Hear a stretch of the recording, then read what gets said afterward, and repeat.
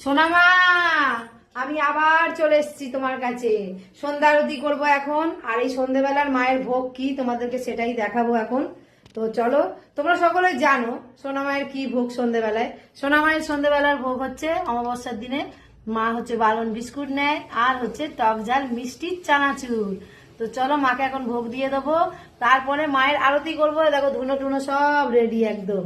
তো চলো, ভোগ তো দিয়েছি মায়ের, এক গ্লাস জল দিই, ভোগে একটা ফুল দেবো। তোমরা সকলেই জানো মায়ের ভোগে একটা ফুল দিতে হয় বা বেলপাতা দিতে হয়। দিয়ে দিলাম, আর জলেও একটু ফুল দিয়ে দিলাম। তো চলো, মাকে এবার আমি আরতি করব, অন্ধকারের আরতি।